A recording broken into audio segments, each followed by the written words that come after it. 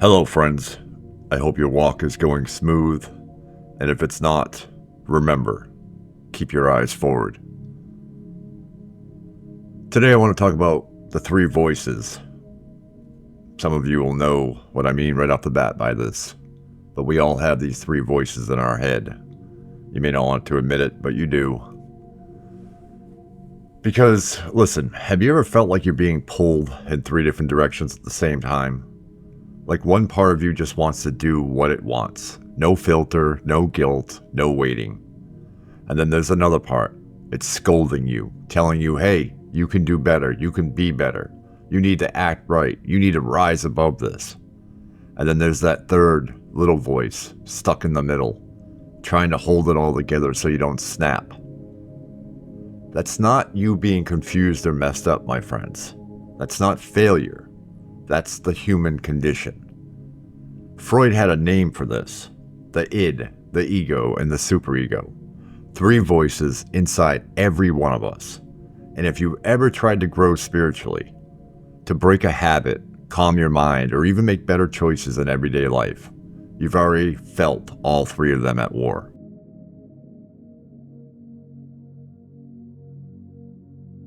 Let's start off with the id.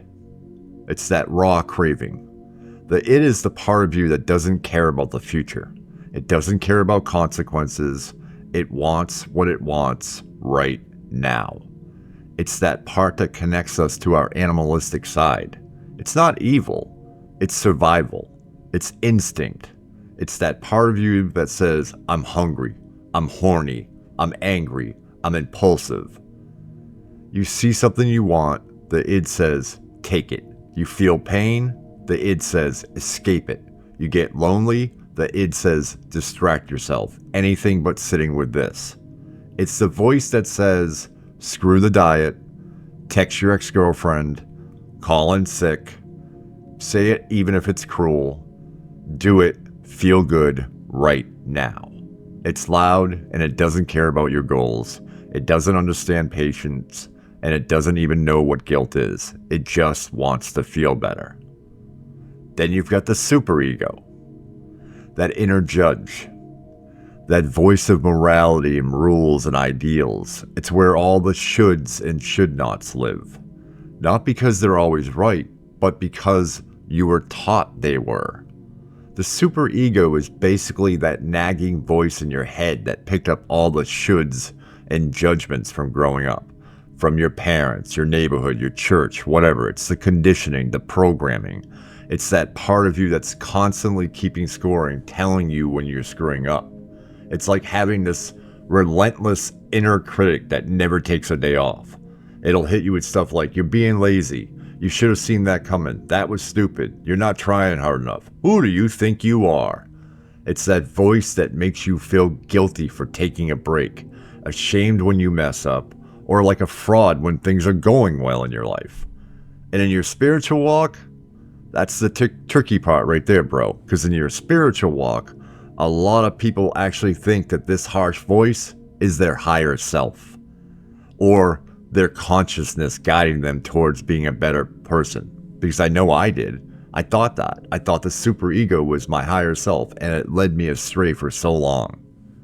See, they mistake all that self-criticism and guilt for spiritual wisdom or moral clarity, but really, it's just all those expectations and criticisms that we absorb through the years taking its effect. It thinks it's protecting you by keeping you in line, but mostly it just makes you feel like garbage about yourself. It's like it's keeping you in line, but half the time it's just shaming you into silence. And the problem is, the superego wants something that's not even real. Perfection. And perfection, that ain't human. It may be outside of this realm, but it ain't inside this experience. Now, listen, I gotta say something really important here. You need to understand this. You need to not take the same path I did. Don't mistake the superego for your higher self. Because again, a lot of people confuse the superego with the higher self. They think that the harsh inner voice, the one that scolds and shames and corrects, is somehow their spiritual guidance. But your higher self isn't a bully in disguise. It's not the one yelling, do better, be better, fix yourself. That's the superego. And it's just repeating what you've been taught. It's the conditioning, the programming. Your higher self doesn't need to shame you. It sees everything. Your urges, your guilt, your mistakes. It sees all that and it doesn't flinch. It loves you through all of it. Call it your higher self, call it God, call it source, call it whatever you want. But it sees through all of that and it loves you through it all. It's the one that watches the battle, but doesn't need to pick a side. It's the space behind the noise, the stillness that remains while your ego tries to keep order, while your id begs for pleasure, and while your superego whispers fear of not being enough. Your higher self is that calm, quiet presence. It doesn't demand, it invites. It reminds you of who you really are, not through pressure, but through clarity. It doesn't want you perfect. It wants you to be aware. Because awareness is what brings real change. Not guilt, not shame, not suppression, but presence. Now, let's move on to what we're sometimes told through books or YouTube videos or gurus or meditation, that we need to kill something. And that's the ego, the middleman. See, here comes the ego, the part of you that's stuck in this tug of war, trying to satisfy the id without pissing off the superego, trying to keep you functioning in a world full of pressure. The ego, believe it or not, when you look at it, is the negotiator. It says, okay, maybe just one drink. I'll take a break, but I won't quit. Okay, well, say what you feel, but just don't say it like this. It's always trying to find a compromise so you can survive in a world that expects too much, while also calming the urges that want too much. All this without completely falling apart. But even the ego gets tired because it's not your soul. It's not your highest self. It's just a part trying to balance the chaos. See, spiritual growth ain't about killing the ego like some may think. When they say, kill the ego, let it die, transcend it, well, if you misunderstand that, and you end up trying to destroy the very thing that's holding your life together, you're going to have problems. Trust me, I did. You see, what many of them don't tell you is the goal isn't to erase the ego.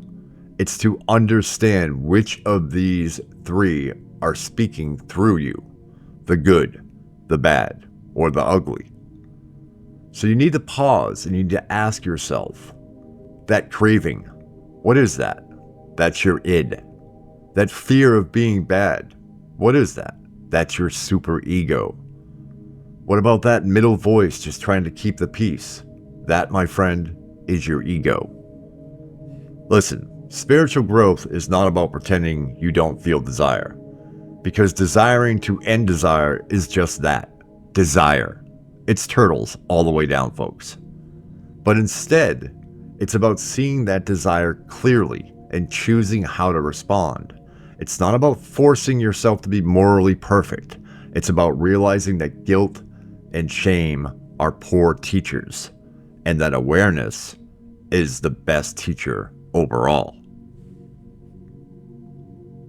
So here's my truth. You are not any one voice. You are the space they speak in.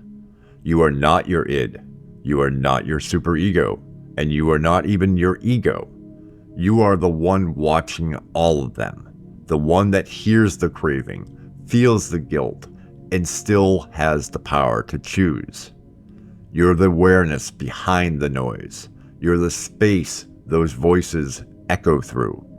And when you stop reacting blindly to the loudest one and start to see all three, you start becoming free. Not free from pain and not free from desire, but free from being owned by either of those. And that's when something deeper wakes up. Not the id, not the ego, not the superego, but you, who you really are. It starts to wake. The one who could see all three and choose a higher path, not out of pressure, but from presence and observing, that's the freedom you seek. To learn more about the id, the ego, and the superego, check out the link I put in the description. I honestly think it'll help many of you. I'm not saying you have to become a student of psychology, because let me tell you, the Freudian and Carl Jung stuff gets pretty damn deep. But you can get a few pointers and a better description than I've laid out in this rambling. And perhaps you can learn to see through them better. I love you all. Walk in light.